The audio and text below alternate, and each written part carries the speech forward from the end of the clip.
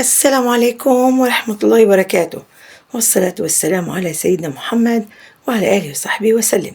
كيفكن يا صبايا؟ يسعد لي أوقاتكم، يسعد لي مساكم وصباحكم، يا رب الكل يكونوا بألف خير. واليوم يا صبايا خطر على بالي أقوم أعمل حلا شغل إيدي واختراعي، ويا رب يكون أو ينال إعجابكم. ويا صبايا رح أكتب لكم المقادير بصندوق الوصف. أول شي يا صبايا أنا جبت 3 باكيتات بسكويت. أول شي حطيت باكيتين بسكويت بمحضرة الطعام مشان أطحن. وأكيد ما رح أنسى كل حدا عم يشترك بقناتي وكل حدا عم يتابعني، إلكم من قلبي ألف تحية ومليون سلام. مثل ما لكم شايفين يا صبايا أنا عم نزل البسكويت بقلب محضرة الطعام. طبعا أنا ما في داعي أنا أكسرهم أو شي، بس مجرد ما بفرغهم بقلب المحضرة. أنا أول شي طحنت باكيتين بسكويت، وبعدين رح أطحن باكيت تالت. طبعا بنحتاج نص باكيت زبدة وعلبة شوكولاتة، مو كلها طبعا. شايفين انه هون طحنت البسكويت وراح اطحن الباكيت الثالث. مثل ما قلت لكم المقادير بصندوق الوصف. انا قلت جرب هذا الحلا وشاركه معكم، ويا رب هيك ينال اعجابكم. اكيد رح تكون النتيجة ترضيكم. اكيد لو ما كان انا النتيجة طيبة او منيحة وناجحة ما كنت يعني نشرت لكم هذا الفيديو. هون يا صبايا هي 3 باكيتات بسكويت طحنتهم بمحضرة الطعام، واي نوع شوكولاتة موجودة عندكم سواء نوتيلا او هاي الشوكولاتة العادية اللي انا جايبتها من البيم. رح انزل فوق البسكويت معلقتين شوكولاتة كبيرة مثل ما انكم شايفين، معلقتين طعام معلمات يعني شوكولاتة. وقبل كل شيء انا رح احرك شوي هيك البسكويت المطحون مع الشوكولاتة مشان ما تلزق شوكولاتة بالوعاء اللي انا عم بخلط فيه. بس لمجرد انه هيك شايفين، بس هيك تحريكة خفيفة. بعدها يا صبايا بكون انا هون جبت معي الكاكاو المرة. كاكاو حطيت 3 معالق، يعني كل باكيت بسكويت بده معلقة كاكاو، ما عدا الشوكولاتة طبعا. رح تقولي لي وين السكر؟ ما في داعي نحط السكر لأن الشوكولاتة كتير حلوة. إذا أنتوا بتحبوا كمان تكون الحلا أحلى من هيك فيكم تحطون نص كاسة سكر، بس أنا ما حطيت لأني حالاتها كتير حلوة. هون يا صبايا دوبت نص الباكيت زبدة. بعد ما دوبته نزلته فوق الخليط. هون بقى يا صبايا أنا المكون اللي خلطته مع هذا مع البسكويت المطحون، في عندي فستق عبيد أو فستق سوداني. هيك كسرته أو نعمته شوي ونزلته فوق وقلت ليعطي أو يعزز النكهة. وفعلا أنا ماني ندمانة إني عن جد عطى طعم كتير طيبة. هون يا صبايا رح أنزل أول كاسة حليب، طبعا بارد مو سخن ولو مفتر.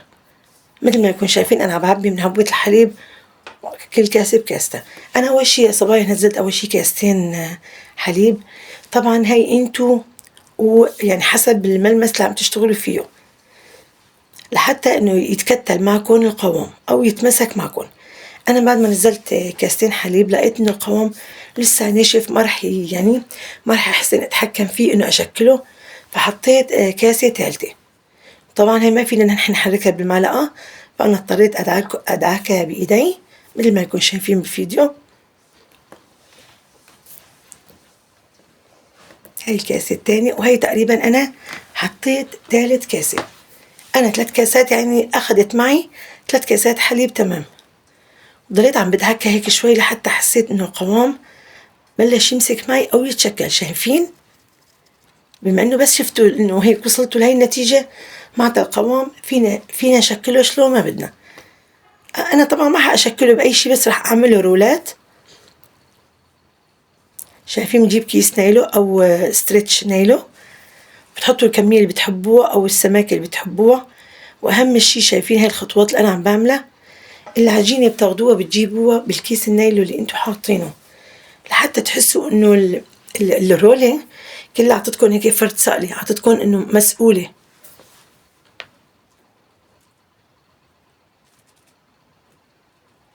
شايفين؟ أنا هذا قصدي. بتضل عم بتعطوا هيك بالعجينة لحتى تحسوا إنه الرولة يعني انسقلت، صارت هيك كتير مستقيمة وشكلها حلو. ما في تفرقات بيناتهم.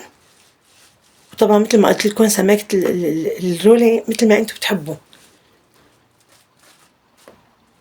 بعدها بلفها هيك بالنايلو، بسكرها من الطرفين بشكل يعني إحكام منيح حتى تتفرغ منها كل الهواء، ورح أحطها بالتلاجة أقل شي بدها يعني ساعتين أو 3 لحتى إنه تجمد معكم.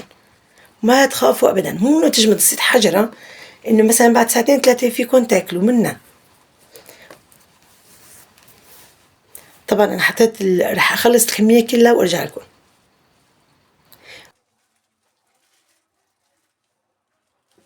وهيك يا صبايا كان شكل وصفتنا لهذا اليوم. شايفين شكل كتير حلو.